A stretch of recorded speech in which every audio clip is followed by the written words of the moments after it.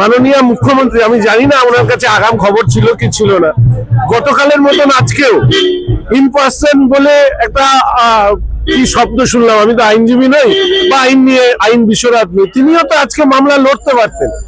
ঘটনাচক্রে কিছু পেটোয়া মাধ্যম তারা ওনাকে এরকম করে তুলে ধরবার চেষ্টা করেন। এখন সত্যি যুক্তির সাথে বাস্তবের কোনো মিল নেই।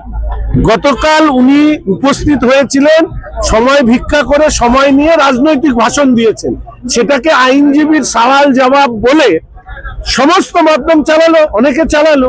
আমি শুধু আপনাদের কাছে একটা প্রশ্ন করি, টালির চালের বাড়ি ছিল 2011-তে ভোটের আগে সবাইকে দেখালেন, আর কয়েক হাজার কোটি টাকার মালিক হয়ে গেল উনি এবং ওনার পরিবার। এইটা এর থেকে বড় লজিক্যাল ডিসক্রিপেন্সি কিছু আছে?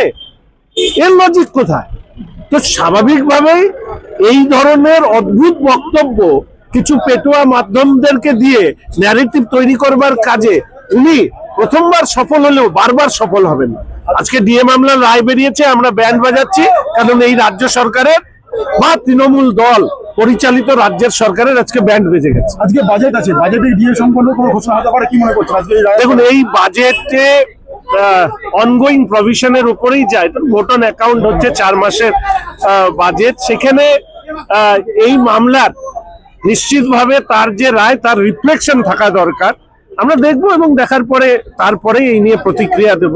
তবে বিগত দিনের তিক্ত অভিজ্ঞতা থেকে শুধু এটুকু বলতে পারি, এই রাজ্যের সরকার যখনই তাদের বিরুদ্ধে রায় গিয়েছে তখনই সেই রায়কে কমপ্লায়েন্স করেন। এর আগে কি যেন একজন আছে, পার্ট টাইমার রাজনীতিবিদ আর ফুল টাইমার তোলাবাজ, তিনি কি বলেছিলেন, কি কোর্টে হারিয়েছি ভোটে হারাবো। তাহলে এবার কি হলো? এবার কোথায় হেরেছেন? কোথায় হেরেছেন? বলে ভোটে হারবেন। এবার দেখান পার্ট টাইমার তোলা রাজনীতিবিদ আর ফুল টাইমার তোলাবাজের এবার ভাষণ দেখান। আপনাদেরকেও দেখাতে হবে, এই রাজ্যের বাসিন্দা আপনারা। রবীন্দ্রনাথ নজরুলের বাংলাকে অনুব্রত আরাবুলের বাংলা বানিয়েছে মমতা ব্যানার্জি এবং তার দল। আপনারা যদি সেই পাগলের হাতে ক্ষমতা গেলে কি হতে পারে, পশ্চিমবঙ্গ তার সব থেকে বড় উদাহরণ। গতকাল মমতা বন্দ্যোপাধ্যায় কোর্টে সওয়াল করার পর প্রশ্ন উঠছে যে তাহলে উনি চাকরিহারা শিক্ষকদের স্বার্থে কেন নামলেন না? লাখো প্রশ্ন আছে, লাখো প্রশ্ন আছে।